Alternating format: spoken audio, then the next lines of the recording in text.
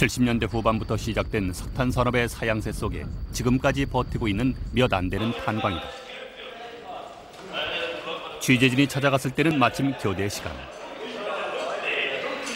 이곳에서 일하는 5천여 명의 광부들은 대부분 터키나 그리스 등 주변국에서 일자리를 찾아온 외국인들이다. 그들 사이에 우리가 찾던 한국인 광부도 있었다. 오상덕 씨.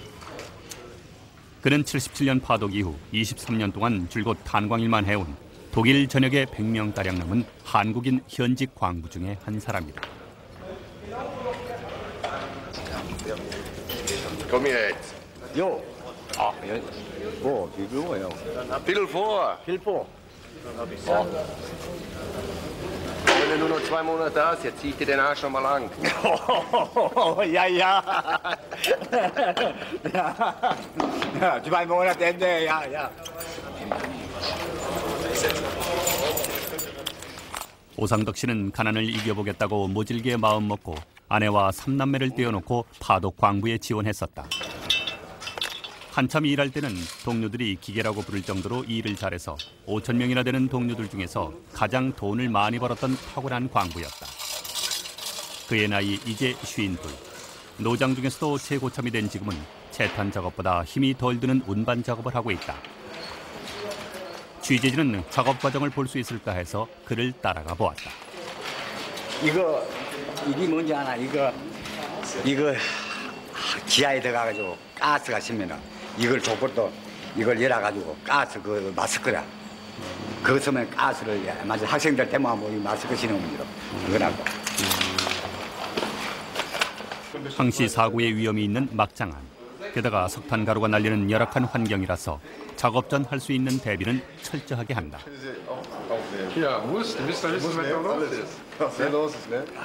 프리제라는 이 가루약도 직업병을 막기 위한 예방책. 작업 중에 어쩔 수 없이 마시게 되는 석탄 가루를 잘 빠져나오게 해주는 광부들에겐 필수적인 약이다. 막장 일은 하루 4교대로 일한다. 작업 강도가 높아 다들 몸집이 굵은데 그 틈에 섞인 오상덕 씨는 한 뼘이나 작은 체구다. 그래도 위축되는 기색은 없다. 앞서 들어간 팀이 교대해 나왔다. 한 번 들어가면 꼬박 5시간을 지하에 갇혀 있어야 하는 고된 작업. 취재진은 오상덕 씨가 걱정스러운데 정작 그는 인사까지 해보이며 내려간다.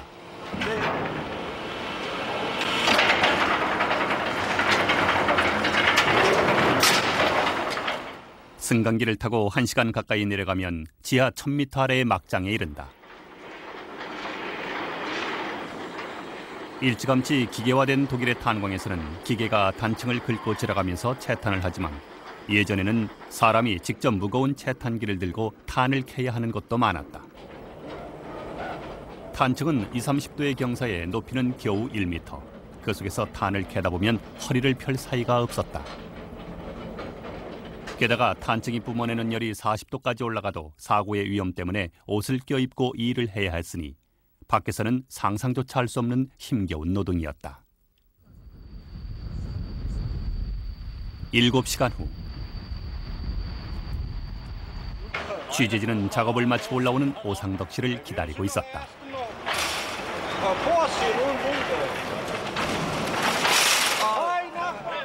막장 안에서 꼬박 5시간을 작업한 끝인데도 피곤한 기색은 없었다.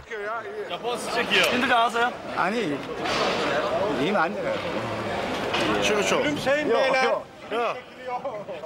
덩치 큰 외국인 동료들과 어깨를 나란히 당당하게 일하는 오상덕 씨의 작은 체구에는 자신감이 넘쳐 흐른다.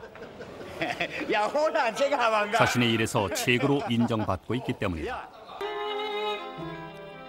60년대 초반부터 정부는 해외 개발 공사를 통해 독일에 광부를 송출했다. 고시에 버금가는 시험을 통과한 파독 광부 일진이 비행기에 오른 것은 1963년. 이후 80년까지 7,900여 명이 독일로 갔고 정부는 서독으로부터 8억 달러의 차관을 받았다. 당시 서독은 경제 성장으로 일손이 모자라 외국의 노동자들을 불러들이고 있었다. 독일에 도착한 광부들은 2개월간 간단한 교육을 받고 곧바로 지하 막장에 투입됐다. 물론 독일어는 전혀 구사하지 못했다. 가스트 아르바이터, 이른바 손님 노동자라고 불린 파독 광부들은 당시 국내에는 지상 천국에서 일하는 것처럼 소개됐지만 실제 이들의 생활은 견디기 힘든 것이었다.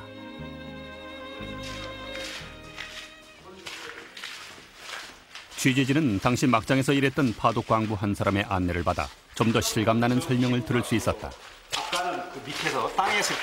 74년에 파독된 전직 광부 최정규 씨가 취재진에게 소개한 곳은 광산박물관 내부. 20년 전의 탄광 막장을 그대로 재현해 놓은 곳이다. 지금 이제 탄을 캐는 이제 채탄 작업장이 여기예요. 그러면 이게 이제 보면은 이게 이제 채탄기. 당시 한국인 광부들을 괴롭혔던 것은 바로 채탄기. 아빠우 함머라고 하는 이 채탄기는 독일인들의 체구에 맞춰 만들어지는 것이라 힘이 약한 한국인 광부들은 제대로 들기도 힘들었다. 이 정도니까 이걸 뭐 잡아갖고 이렇게 하면 막 온몸이 떨리잖아요. 이게 떨리니까 뭐 이걸 뭐 처음에 대놓고 이따가 그냥 금방 하면 지금 막 숨이 차는데 젊어서 그때 편한 기계 막장이 있었는데도 파독 광부들에게는 늘 힘겨운 채탄 막장일이 떨어졌다. 이게 한 30kg, 40kg 가거든요. 그러니까 뭐 이걸 들고 이렇게 해야 하니까 그러니까 어떤 때는 막 악 쓰는 거 이렇게 해갖고. 근데 이제 그게 기계 막장에서 이루는 부분은 거의 다 독일 사람들이나 다른 사람들이 많이 하고 우리는 와서 저런 걸 많이 했어요. 아무래도 탄을 캐는 작업 직접 놓고 이게 지금 경사졌으니까. 막장엔 탄층이 경사면으로 된 곳이 많았다. 이럴 경우 작업 공간은 높이 1m도 채 안 돼서 쪼그리고 앉아야 겨우 탄을 캘 수 있었다. 누르지. 이렇게 눌렀잖아. 근데 여기서 이렇게 갖고 이제 캐는 거야, 탄을. 이렇게는 못 캐니까 내리배기로 이걸 뒤로 이제 이렇게 이런 식으로 해야 하는 거야. 이런 식으로 캐하니까 이게 탄층이 낮은데 막 이렇게 수그리도 하는 그런 거니까. 게다가 막장 안은 40도까지 올라가는 찜통 속이라 더위를 견디지 못한 사람들은 옷을 벗고 일했다. 그런데 그것이 사고 시엔 더 큰 부상을 불러왔다. 어떤 데 말씀을 일을 하면 조금만 상처 나갖고 그때 탄을 들어가도 나중에 막 피나게 휘쳐도 이렇게 해갖고.